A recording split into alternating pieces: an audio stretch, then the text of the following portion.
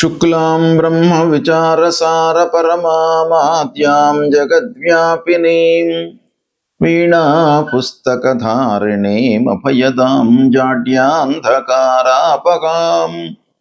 हस्ते स्फाटिकमालिकां विदधतीं पद्मासने संस्थितां वन्दे तां परमेश्वरीं भगवतीं बुद्धिप्रदां शारदां।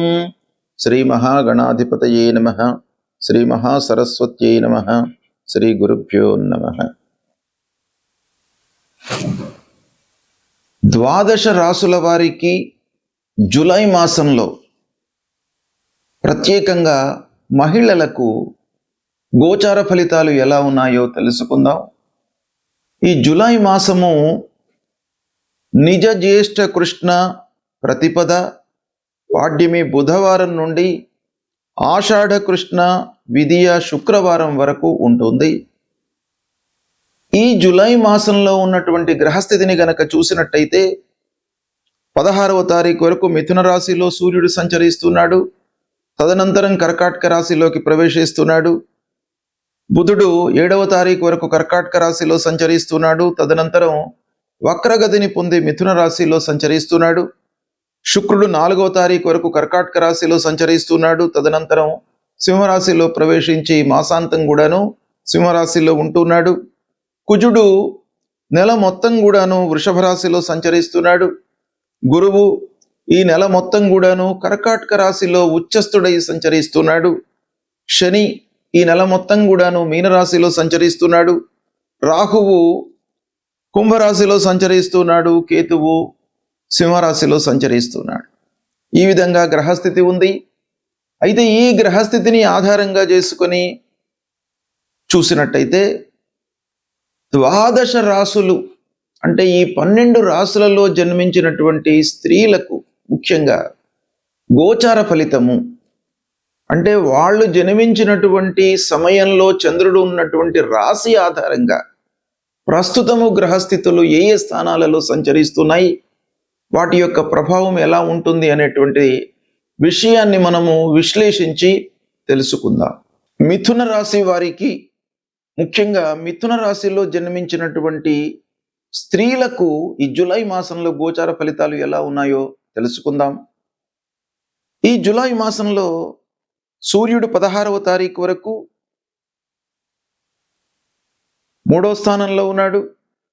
16 నుండి ఇది తీసేస్తాను, మళ్ళీ మొదటి నుంచి చెప్తా. ఓకే. సూర్యుడు 16వ తారీఖు వరకు జన్మస్థానంలో సంచరిస్తున్నాడు, ప్రతికూలంగా ఉన్నాడు. తదనంతరం మళ్ళీ 2వ స్థానంలోకి ప్రవేశిస్తున్నాడు. ఇది కూడాను ప్రతికూలమైనటువంటి సంచారం. కుజుడు ద్వాదశ స్థానంలో ఉన్నాడు, ప్రతికూలంగా ఉన్నాడు.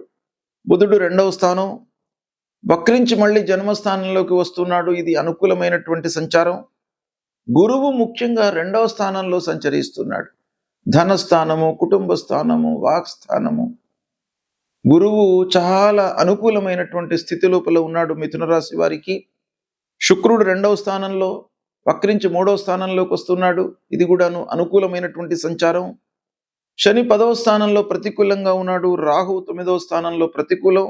కేతు 3వ స్థానంలో అనుకూలంగా ఉన్నాడు. ఈ విధంగా ముఖ్యమైనటువంటి గ్రహాలు ఈ స్థానాలలో సంచరిస్తున్నాయి. అయితే ఈ స్థానాలను మనం దృష్టిలో పెట్టుకున్నట్టయితే మిథున రాశి వారికి గురువు ప్రత్యేకంగా మంచి స్థితి లోపల అంటే ఉచ్చ స్థితి లోపల ఉన్నాడు. అందున ధనస్థానము, కుటుంబ స్థానంలో ఉన్నాడు.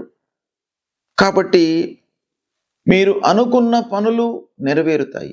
ఆర్థికంగా మీరు అభివృద్ధిలోకి వస్తారు. కుటుంబంలో ముఖ్యంగా శుభకార్యాలు చోటు చేసుకునేటువంటి అవకాశము బాగా ఉంది ఈ మాసం లోపల.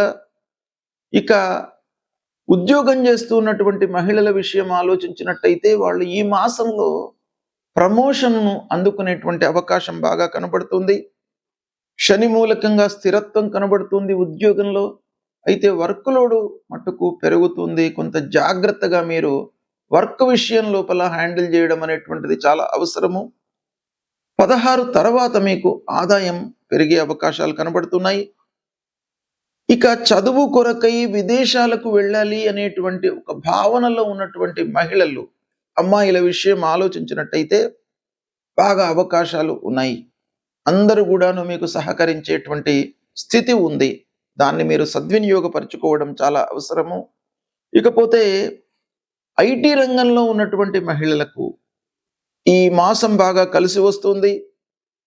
సాఫ్ట్వేర్ రంగము లో ఉన్నటువంటి వాళ్లకు చాలా ప్రోగ్రెస్ కనబడుతుంది ఈ మాసం లోపల. వివాహ ప్రయత్నాలు ముఖ్యంగా ఈ మాసంలో మీకు 100% కలిసి వస్తుంది.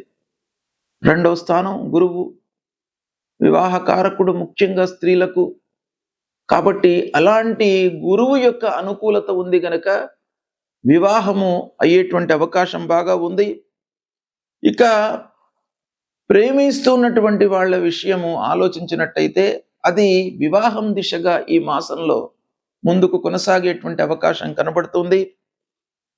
పిల్లల విషయమై ప్రయత్నాలు బాగా కలిసి వస్తాయి. ఇకపోతే ఆన్లైన్లో వ్యాపారం చేస్తున్నటువంటి మహిళలకు కూడాను ఈ మాసం బాగా కలిసి వస్తుంది. సంగీత, సాహిత్య, సినిమా రంగాలలో ఉన్నటువంటి వాళ్లకు, మీడియా రంగంలో ఉన్నటువంటి వారికి బాగా అనుకూలమైనటువంటి మాసం. అయితే కుజుడి మూలకంగా కొంత వృధా ఖర్చులు, వ్యయము కనబడుతుంది ఈ మాసంలో. దాన్ని మీరు కట్టడి చేసుకోండి. ఆరోగ్యం పైన జాగ్రత్తగా శ్రద్ధ చూపండి. ఇకపోతే మిత్రుల యొక్క సహాయ సహకారాలు లభిస్తాయి, దాన్ని ఉపయోగించుకోండి. విదేశీ ప్రయాణాలు చేపట్టే అవకాశం ఉంది. పెట్టుబడులు ఓవరాల్గా మీకు లాభిస్తాయి. వ్యాపారస్తులు సంతృప్తిగా ఉంటారు. ఈ విధంగా మిథున రాశి వారికి చాలా అనుకూలమైనటువంటి మాసం. 80% పైగా గ్రహస్థితి అనుకూలంగా ఉంది కాబట్టి మిథున రాశి వారు కొంత జాగ్రత్తగా చేసుకున్నట్టయితే మీరు అనుకున్న పనులు అన్నీ కూడాను అనుకున్న సమయంలో మీకు పూర్తి అవుతాయి. గోచార ఫలితాలు అంటే జన్మ సమయంలో చంద్రుడు ఉన్నటువంటి రాశి ఆధారంగా ప్రస్తుతము గ్రహాలు ఏ ఏ స్థానాలలో సంచరిస్తున్నాయి అనేటువంటిది ప్రధానంగా తీసుకొని తదనుగుణంగా చెప్పేటువంటి ఫలితాలు అన్నమాట. అయితే ఈ ఫలితాలు మనకు కొంతవరకు ఉపయోగపడతాయి. అంటే వ్యక్తిగతంగా మనం ఆలోచించాలి.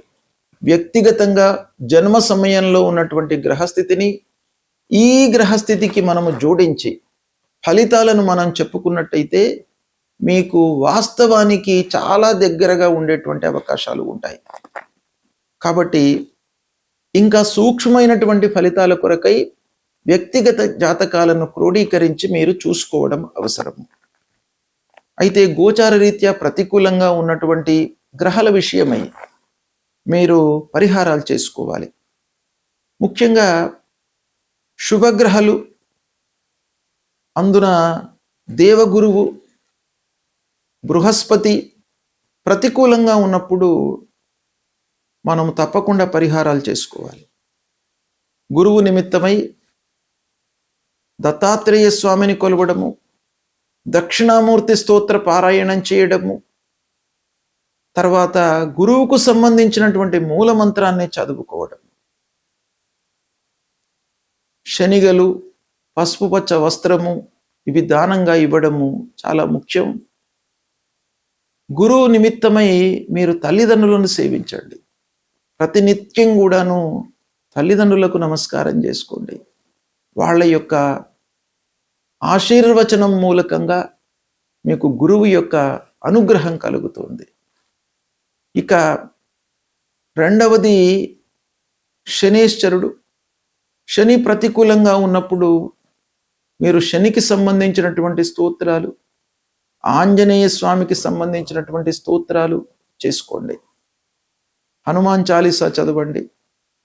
శనికి సంబంధించినటువంటి మూల మంత్రం నీలాంజన సమాభాసం రవిపుత్రం యమాగ్రజం ఛాయా మార్తాండ సంభూతం తం నమామి శనేశ్వరం అనేటువంటి ఈ మూల మంత్రాన్ని ప్రతినిత్యం కూడాను చదువుకోండి. నల్లని నువ్వులు, నల్లటి వస్త్రము, ఇనుప ముక్క, నువ్వుల నూనె ఇది దానంగా ఇవ్వండి. శనీశ్వరుడికి నువ్వుల నూనెతో అభిషేకం చేయండి. ముఖ్యంగా ఏలినాటి శని రన్ అవుతున్నటువంటి వాళ్ళు, అష్టమ శని, అర్ధాష్టమ శని ఉన్నటువంటి వాళ్ళు తప్పకుండా ఈ తైలాభిషేకం చేసుకోండి. తర్వాత రాహువు, కేతువు ఈ గ్రహాలు కూడాను ప్రధానంగా మనకు ఫలితాలపై ప్రభావం చూపిస్తాయి గనక రాహు కేతుల నిమిత్తమై అమ్మవారిని పూజించండి, దుర్గామాతను పూజించండి. కేతువు నిమిత్తమై గణపతిని స్మరించండి. నిత్యము గణపతి దేవాలయానికి వెళ్ళండి, అమ్మవారి దేవాలయానికి వెళ్ళండి. ఇక ప్రధానమైనటువంటి గ్రహము సూర్యుడు. మీకు ఆరోగ్యాన్ని, శారీరక సౌఖ్యాన్ని, మానసిక రుగ్మతలు లేకుండా మిమ్మల్ని కాపాడేటువంటి గ్రహము సూర్యగ్రహము. కాబట్టి సూర్యుడికి మీరు ప్రతినిత్యం కూడాను సూర్య నమస్కారాలు చేయండి. 12 సార్లు సూర్యుడిని నమస్కారం చేసుకోండి, భూమికి నమస్కారం చేయండి. సూర్యుడికి వీలైతే అర్ఘ్య ప్రదానం చేయండి. సూర్యుడి మూలకంగా మీకు ఆరోగ్యము కలుగుతుంది. ఆరోగ్య ప్రదాత సూర్యుడు. ఆరోగ్యం ఉంటే అన్నీ ఉన్నట్టే. ఆరోగ్యమే మహాభాగ్యం. కాబట్టి ఆరోగ్యాన్ని మీరు కాపాడుకోవడానికై సూర్య నమస్కారాలు చేయండి. ఆదిత్య హృదయ పారాయణం చేయండి ప్రతినిత్యం కూడాను. గాయత్రి మంత్రాన్ని మీరు జపించండి.